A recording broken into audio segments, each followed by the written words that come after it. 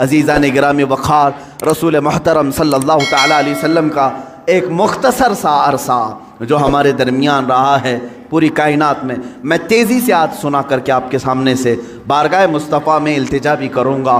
وہ مکہ مکرمہ کی سرزمین 14 صدیاں پہلے، آج سے 1400 سے 42 چل رہا ہے، اس کو اور 53 ملا لیں، اس کے ساتھ اور 53 ملا لیں، یعنی تقریباً 1495 کے سال کے قریب ہو گیا۔ اس سے پہلے میرے آقا صلی اللہ تعالیٰ علیہ وسلم آج ہی کا دن تھا جو فرش گیتی پر تشریف لائے۔ وہ آمینہ کا در یتیم، وہ عبداللہ کا نور نظر، بارگاہ مصطفیٰ صلی اللہ تعالیٰ علیہ وسلم میں خراج عقیدت کے لیے میں بات کر رہا ہوں۔ وہ در یتیم جب گھر تشریف لایا تو ایسا گھر تھا کہ باپ پہلے سے نہیں ہے، ماں اکیلی ہیں، معاوضہ دینے کی طاقت نہیں رکھتی، دایا کے ہاتھ میں دے دیا حلیمہ سعدیہ کو، یہ کہہ کر کے کہ 2 سال دودھ پلائے گی، اجرت کی تمنا مت رکھنا، میرے گھر میں مال کی بڑی شدت کی کمی ہے، اس بچے کا باپ نہیں، یہ یتیم بچہ ہے۔ حلیمہ سعدیہ لے گئیں، لیکن برکات پہ برکات انہوں نے دیکھا ہے۔ رسول پاک کو اپنے گود میں کھلایا۔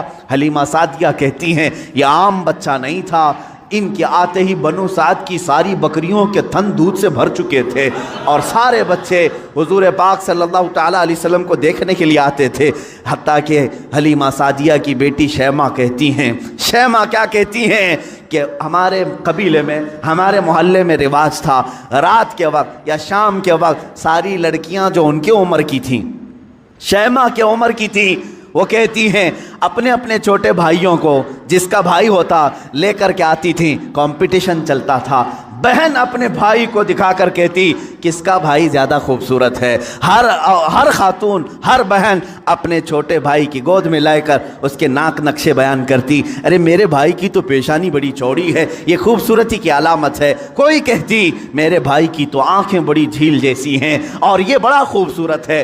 ہر خاتون، ہر بہن گود میں لیے ہوئے بچے کو اپنے بھائی پر فخر کرتی، اور حضرت شیمہ کہتی ہیں جب اس مجمع میں میں میرے بھائی محمد کو لے کر کے آتی، اللہ اللہ، وہ کہتی ہیں ساری میری سہیلیاں اٹھ کھڑی ہوتی، کہتی شیمہ تیرے بھائی کے ساتھ ہمارے بھائیوں کا مقابلہ نہیں، یہ ہمارا آپس کا مقابلہ ہے، یہ ہمارا آپس کا کمپٹیشن ہے، تو کبھی محمد کو ہمارے درمیان نہ لا، اس لیے کہ اس کے مقابل میں 14ویں کا چاند بھی شرما جاتا ہے۔ یہ بنو سعد کی خواتین کا کہنا ہے۔ حضرت شیمہ کہتی ہیں اس مقابل میں میں کبھی رسول پاک کو لے جاتی تو وہ ایکسیپٹ نہیں کرتی، کہتی کہ شیمہ تیرے بھائی کے ساتھ ہمارے بھائیوں کا مقابلہ نہیں، وَأَحْسَنُ مِنْكَ لَمْ تَرَ قَطُّ عَيْنِي وَأَجْمَلُ مِنْكَ لَمْ تَلِدِ النِّسَاءُ، یا رسول اللہ آپ سے زیادہ حسین میری آنکھوں نے دیکھا نہیں، آپ سے زیادہ جمیل کسی ماں نے جنا نہیں۔ وہ 2 سال کی عمر پاک میں حلیمہ سعدیہ دوڑتی ہوئی واپس مکہ لے آئیں اور حضرت آمنہ سے کہا میں نے 2 سال کا عرصہ آپ سے مانگا تھا، لیکن 6 مہینے اور بڑھا کر کے دے دو، اجرت بھی نہیں چاہیے، معاوضہ بھی نہیں چاہیے، لیکن حضرت بی بی آمنہ نے اپنے پاس اپنے صاحبزادے کو رکھ لیا۔ 2 سال کے عرصے میں گھر میں کتنے افراد ہیں، کون ہیں؟ باپ نہیں ہے، دادا ہے عبد المطلب، وہ بھی بڑھاپے کو پہنچے ہوئے ہیں۔ رسول پاک صلی اللہ تعالیٰ علیہ وسلم اپنے دادا کی سرپرستی میں ہیں۔ 6 سال کی عمر میں اپنی ماں کے ساتھ ننیحال کا سفر کیا، مدینہ کا سفر کیا۔ اس وقت جو یثرب تھا وہ حضور کا ننیحال بھی ہے، نانی کا گھر ہے۔ حضرت آمنہ کے ساتھ گئے 6 سال کی عمر میں، جب حضرت عبداللہ کی ایک کنیز ام ایمن ساتھ میں ہے، کوئی نہیں، 3 لوگوں کا یہ قافلہ پیدل مکہ سے مدینہ گیا ہے، مدینہ سے واپسی ہو رہی ہے۔ مقام ابوا میں بی بی آمنہ بیمار ہوئیں، بی بی آمنہ سلام اللہ علیہا اتنی شدت سے بیمار ہوئیں کہ وہ چل پھر نہیں سکتی تھی، اسی راستے میں وہ رہ گئیں، اور اس کے بعد اپنے نور نظر کو قریب بلایا اور کہا اے محمد میری آخری سانسیں ہیں۔ 6 سال کی عمر پاک میں رسول پاک صلی اللہ علیہ وسلم نے اپنی ماں کی آنکھیں بند کیں اور ان کی روح قبض انصری سے پرواز کی۔ وہ 6 سال کی عمر میں اپنی مقدس ماں کا جسم مبارکہ اٹھاتے ہیں، قبر میں دفن بھی کرتے ہیں، اور اپنے والد کی کنیز کے ساتھ واپس مکہ آتے ہیں۔ اب کون تھا اس محمد عربی کے ساتھ؟ نہ باپ ہے نہ ماں ہے، وہ در یتیم पूरी कायनात के यतीमों का आका बना है, पूरे यतीमों का मावा व मलजा बना है। लेकिन अल्लाह ने उसे दुर्र यतीम पैदा किया। जब 8 साल की उम्र हुई, दादा का भी इंतकाल हो गया, अब्दुल मुत्तलिब भी दुनिया से चले गए। अब कौन था सिवाय एक चचा के, अबू तालिब के? अब कोई नहीं था। आपकी सरपरस्ती में रहे। जहाँ तक बात आती है अबू तालिब की, मैं कहूँगा बड़े अदब के साथ, ए लोगों, इस इख्तिलाफी मसले में कभी भी तीर मारने की कोशिश ना करना। बाज़ लोग अबू तालिब के कुफ्र के मुतालिक इसरार करते हैं कि वो काफिर थे, बाज़ लोग ईमान के मुतालिक, लेकिन जो हकीकत है वो अल्लाह के हवाले करो, अल्लाह के हवाले करो। रसूल पाक सल्लल्लाहु तआला अलैहि वसल्लम को उन्होंने जान से ज़्यादा तरबियत की है। यहाँ तक कि मक्का वालों से उन्होंने कहा था, जब रसूल पाक ने ऐलान नबुव्वत किया था, अबू जहल, उतबा, शैबा सब ने आकर कहा, अबू तालिब अगर ये तेरी निगरानी में ना रहे तो हम इसका कुछ से कुछ कर दें, तो मोहम्मद हमारे हवाले कर दे।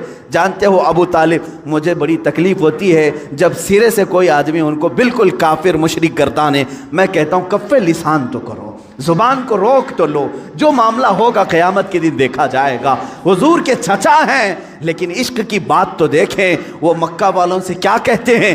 कोई मोहब्बत करने वाला ही ये जुमले कह सकता है। मक्का वालों से उन्होंने कहा, ऐ मक्का वालों सुन लो, तुम अगर मेरे एक हाथ में चांद रख दो, दूसरे हाथ में सूरज रख दो, तब भी मैं मोहम्मद तुम्हारे हवाले नहीं कर सकता।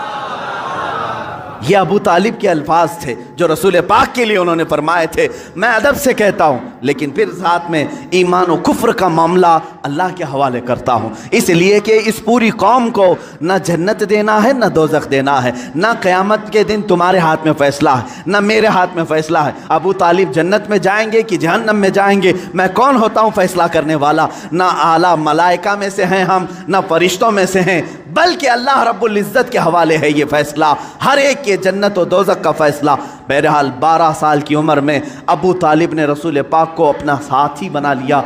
ऐसा मुझे बताओ, अबू तालिब पर जब भी बातें आएँ अदब के साथ कहो, अदब के साथ कहो। मैंने अबू तालिब को बहुत पढ़ा है, वो रसूल पाक को छोड़कर एक लम्हा भी नहीं रहते थे, एक लम्हा नहीं रहते। 12 साल की उम्र में जब उन्हें यमन की तिजारत पे जाना था, अबू तालिब ने इन्हें छोड़ा नहीं, रसूल पाक को तिजारत के सफ़र में साथ ले लिया। बीच रास्ते में एक जगह पड़ाव हुआ, वहाँ एक राहिब था, ईसाई राहिब, और उसने देखा, चेहरे पाक को देखकर अपनी किताबों में पड़ी हुई सारी अलामतें देख लिया, उसने मेहमान बना लिया। अबू तालिब से पूछा, तुम कहाँ से आ रहे हो, कौन सा ख़ानदान है? जब उन्होंने बताया तो वो राहिब कहता है, बुहैरा राहिब, ऐ अबू तालिब, मेरी बात सुनते हो तो सुन लो, जो तुम्हारे साथ बच्चा तुम्हारा भतीजा है, ये अल्लाह का सबसे आखिरी रसूल होगा, ये सबसे आखिरी रसूल होगा। तुम जा रहे हो शाम या यमन, वहाँ यहूदी इसके जानी दुश्मन होंगे, वो बच्चे को मार डालेंगे, कत्ल करेंगे, लिहाजा तुम अपनी तिजारत का सामान यहीं बेच दो और वापस मक्का ले जाओ। अबू तालिब ने सिर्फ रसूल पाक की जान की हिफाजत के लिए पूरा तिजारत का काफिला वहाँ बेच दिया, वापस मक्का तशरीफ़ लाए। अबू तालिब ने 25 साल की उम्र तक रसूल पाक की ऐसी तरबियत करते रहे। मेरे आका सल्लल्लाहु तआला अलैहि वसल्लम की परवरिश में उन्होंने कोई फिरोगुज़ाश नहीं किया, कुछ नहीं छोड़ा। जब आपकी उम्र 25 साल की हुई, मेरे आका की शादी की उम्र है, ये शादी की उम्र है, रसूल पाक को सामने से पैगाम आया बीबी खदीजतुल कुबरा का, जो मक्का की ताहिरा थी। लोग कहते होंगे मालदार से शादी किया, बल्कि आपको ये मालूम नहीं, पूरे मक्का में हज़रत खदीजा का एक लक़ब मशहूर था, ताहिरा उनको कहा जाता था। हुजूर के पास जब उनका पैगाम निकाह आया, आपने एक्सेप्ट किया। आप सोचें, 25 साल की उम्र में 40 साल की खातून से निकाह करने वाला सिर्फ औरतों का दिलदादा नहीं हो सकता, वो भी बेवा औरत, 2 शोहर उन्हें उनके हो चुके थे, इससे पहले इंतकाल कर चुके थे।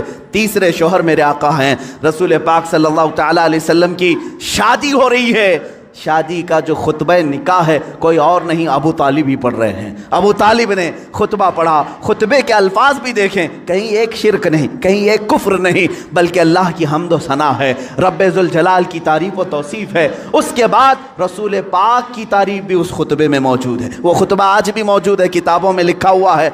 अबू तालिब ने जो रसूल पाक के निकाह में खुतबा पढ़ा था, कोई और नहीं पढ़ा, चचा ने खुतबा पढ़ा। اور اس کے بعد محمد صلی اللہ تعالیٰ علیہ وسلم کا نام لیتے ہوئے پھر سارے مجمع میں کہا یہ میرا عزیز از جان بھتیجا محمد ہے، اس سے زیادہ شریف پورے مکہ میں تم لا نہیں سکو گے، اس سے زیادہ حسین تم پورے عرب میں لا نہیں سکو گے۔ اس کے بعد کہا محمد کا جو مہر طے پاتا ہے وہ ابو طالب کے مال سے جائے گا، خدیجۃ الکبریٰ کو جو مہر دیا گیا رسول پاک کا وہ بھی ابو طالب کے مال سے دیا گیا ہے، رسول پاک کے اس چچا کے مال سے۔ اب یہ زندگی ہے پاک ازدواجی زندگی ہے، میرے آقا سیدہ خدیجہ کے ساتھ 25 سال گزارتے ہیں۔ 50 سال کی عمر مبارکہ جب میرے آقا کی ہوئی، یعنی 40 سال کی عمر پاک جب تھی، تب اللہ تعالیٰ نے آپ کو حکم دیا اے رسول آپ اعلان کر دیں میں اللہ کا آخری رسول ہوں، بتوں کی عبادت چھوڑ دو، ایک خدا کی عبادت کی طرف آؤ۔ یہ حضور کی 40 سالہ زندگی میں جو انقلاب آیا، اب مکہ والوں کی یہاں سے ستم ظریفیاں شروع ہوئیں۔ میرے آقا نے سب کو جمع کیا مکہ کے ایک سرزمین پر میدان میں، پوچھا میرے بارے میں تمہارا کیا خیال؟ سبوں نے کہا تم آج تک کبھی جھوٹ نہیں بولے اور کبھی کسی کی امانت میں خیانت نہیں کی۔ حضور نے فرمایا اے مکہ والو، اگر میں یہ کہہ دوں ان پہاڑوں کے پیچھے ایک فوج چھپی ہے جو تم پر حملہ کرنا چاہتی ہے، کیا میری اس بات پر یقین کرو گے؟ سارے مکہ والوں نے ایک زبان ہو کر کہا آج تک کبھی آپ نے جھوٹ کہا نہیں، اگر آپ کہتے ہیں کہ فوج ہے ہم اس کو بھی مانیں گے، ہم اس کو بھی یقین کے ساتھ تسلیم کریں گے۔ حضور نے فرمایا جب میری باتوں پر اتنا تمہیں یقین ہے تو سنو، میں تمہیں کہتا ہوں اللہ ایک ہے، خدا ایک ہے، معبود ایک ہے، مسجود ایک ہے، ہر ایک کے سامنے سر جھکانا یہ تمہیں زیب نہیں دیتا، اور میں محمد اللہ کا آخری رسول ہوں، اس کی طرف سے اخلاقی تعلیمات لے آیا ہوں، تمہاری روحوں کا بدلنے آیا ہوں۔ جب میرے آقا نے فرمایا سارے مکہ والے ناراض ہوئے، سوائے حضرت علی کرم اللہ وجہہ الکریم کے کوئی اس میدان میں ایمان لانے والا نہیں تھا۔ حضور پاک صلی اللہ علیہ وسلم کی دعوت کی ابتدا صرف 2 لوگوں سے شروع ہوئی، ایک حضرت علی سے، دوسرے حضرت خدیجہ سے۔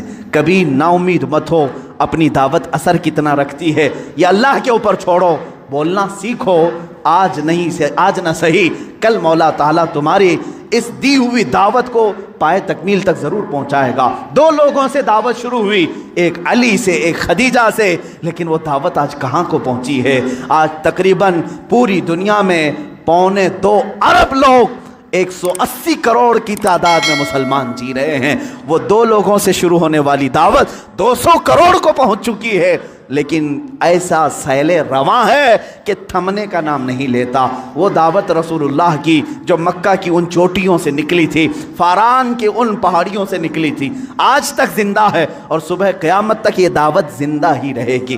آج میں آپ کو بتاؤں مختصر سی بات، یہ جو آج فرانس، امریکہ، یورپ جو ان کے اندر جو کھلبلی ہے، بے چینی ہے، اور وقتاً فوقتاً یہ گستاخی کرنا، اسلام کے خلاف، مسلمانوں کے خلاف، آتنکواد سے جوڑنا، ٹیررزم سے جوڑنا، کیوں ہو رہا ہے یہ سب؟ جانتے ہیں آپ؟ ایک پیٹ کا درد ہے۔ کس بات کا؟ یہ میں نہیں کہتا، امریکہ کا پریزیڈنٹ جو ایکس پریزیڈنٹ ہے اس سے قبل کا، اس نے خود یہ سٹیٹمنٹ دیا ہے کہ آج پورے ورلڈ میں سب سے زیادہ فاسٹ گروونگ والا کوئی ریلیجن ہے تو وہ اسلام ہے۔ یہ میں نہیں کہہ رہا، امریکہ کا پریزیڈنٹ کہہ رہا ہے سب سے زیادہ تیزی سے اگر کوئی دین دنیا میں پھیل رہا ہے تو اسلام ہے۔ یورپ کے متعلق تو تعداد آنکڑے بھی ملتے ہیں، پر ڈے وہاں 400 لوگ اسلام میں آ رہے ہیں۔ یہ حالت دیکھ کر کے وہ گھبرائے ہوئے ہیں، اس لیے کہ ڈیلی کے 400 کے حساب سے جب وہ گنتی بناتے ہیں ہماری ہے کتنی پاپولیشن، اگر یہ سلسلہ اسی طرح رہا ایک وقت آئے گا کہ ہم مائنورٹی ہو جائیں گے، یہ میجورٹی میں آئیں گے، ہم تو غلام ہوں گے، تخت ان کے پاس آ جائے گا۔ یہ جو سب سے تیزی سے اسلام کے پھیلنا یورپ میں، امریکہ میں اور دوسرے علاقوں میں، خود فرانس کی حکومت یہ اچھی طرح سے جانتی ہے ان کے ہاں مسلمانوں کی تعداد چند سالوں پہلے کیا تھی اور آج کیا ہے۔ چند سالوں 20 یعنی 10 سال یا 20 سال کی آپ وہاں کے ریکارڈز نکال کر کے دیکھو، آج 60 لاکھ مسلمان ہیں۔ انہیں معلوم ہے اب میئر بھی یہ بنیں گے، وہاں کی پارلیمنٹ کی سیٹ پر بھی یہ کھڑے ہو رہے ہیں۔ یہی حال UK میں ہے، یہی حال امریکہ میں۔ یہ جو خوف ہے صرف اور صرف یہی خوف انہیں ستا رہا۔ اور ایک بات میں بتا دوں، پوری دنیا کے جتنے بھی مذہب ہیں، پوری دنیا کے جتنے ریلیجنز، ان میں سب سے زیادہ اپنے مذہب پر اگر کوئی پریکٹس کرتا ہے صرف مسلمان ہے، سب سے زیادہ. اگرچہ آپ ہمارے جماعت میں بے نمازی زیادہ ہیں، لیکن اس کے باوجود میرا چیلنج، میرا دعویٰ ہے، یہودی ہوں، عیسائی ہوں یا بدھ ہوں، ہندو ہوں، ان کے ہاں ان کے ریلیجین کی پریکٹس کا مطلب جیسے ہماری نماز ہے، ہمارے روزے ہیں، ہماری زکوٰۃ ہے، ہمارا حج ہے، یہ پریکٹس ہے، اسلام کی ایکٹیویٹیز ہیں. ان کے مذاہب میں جو پریکٹس ہیں ان میں بہت کم ہیں عمل کرنے والے. آج یورپ میں ایتھیزم بہت پھیل چکا ہے. ایتھیزم کیا ہے؟ کوئی خدا نہیں، کوئی معبود نہیں، کوئی اللہ نہیں، معاذ اللہ رب العالمین. یہ کثرت سے وہاں پھیلا ہے. اور کون ایتھیسٹ بن رہا ہے؟ عیسائی ایتھیسٹ بن رہے ہیں، جیوز ایتھیسٹ بن رہے ہیں. جو پہلے کسی اور ریلیجن میں تھے وہ ایتھیسٹ بن رہے ہیں، یعنی کوئی خدا نہیں، ہم خدا کو مانتے ہی نہیں. آج بہت زیادہ وہ لوگ بھی پھیل رہے ہیں. دو خطرے ہیں. اور مسلمان کتنے ایتھیسٹ بن رہے ہیں تو کہہ رہے آٹے میں نمک کے برابر بھی نہیں. 100 میں 2 لوگ بھی ایتھیسٹ نہیں بن رہے مسلمان، اس لیے کہ یہ اپنے ریلیجن پر، اپنے مذہب پر سب سے زیادہ پریکٹس کرتے ہیں. دوسروں کے ہاں ہفتے میں 1 بار عبادت ہے، لیکن مسلمان کے ہاں دن میں 5 مرتبہ ہے. یہ اذان سنتا ہی رہتا ہے، سجدے کرتا ہی رہتا ہے. اسلام نے ایک دن بھی اسے چھٹی نہیں دی. ہمارے ہفتوں میں کوئی سنڈے نہیں آتا نماز کا، کوئی ایسی چیز، حتیٰ کہ بیمار کے لیے بھی چھٹی نہیں دی. سب سے زیادہ اپنی پریکٹس جو کرتا ہے، مثال کے طور پر آپ کو عقلی طور پر میں سمجھانے کے لیے کہوں گا، جو بندہ جیم کرتا ہے اسے معلوم ہے ڈیلی اگر ورک آؤٹ جاری ہے تو اس کا جسم سلامت ہے. چند دن اگر چھوڑ دے گا تو ادھر ادھر پھیل جائے گا. ہوتا ہے یہی، سب کو معلوم. جو سب سے زیادہ پریکٹس کرتا رہتا ہے وہ اپنی فیلڈ پر جمع رہتا ہے. تو جو مسلمان نمازوں کے ساتھ ہیں، زکوٰۃ کے ساتھ ہیں، روزے ہر سال ہیں ان کے، زکوٰۃ ہر سال ہیں، 1000 رکاوٹیں آئیں، سال میں 40 لاکھ کا مجمع عرفات میں پھر بھی جمع ہوتا ہے. تو یہ جو اسلام کی پریکٹس ہے مسلمانوں کی، یہ کھلبلی مچا رہے ہیں. دوسرے کسی ریلیجن میں اس قدر عمل نہیں دیکھا جاتا، اور ایتھسٹ بھی یہ نہیں بن رہے. ان کے جو ہیں وہ چھوڑ کے جا رہے ہیں، یا تو اسلام میں جا رہے ہیں یا ایتھسٹ ہو رہے ہیں. ان قریب انہیں یہ خطرہ محسوس ہونے لگا کہ اسی طرح یہ چھوڑ دیا جائے تو یہ جو آج تالاب کی شکل میں یورپ میں ہے، کنویں کی شکل میں فرانس میں ہے، کل یہ سمندر کی شکل بن جائے گا اور پھر سب کو بہا لے جائے گا.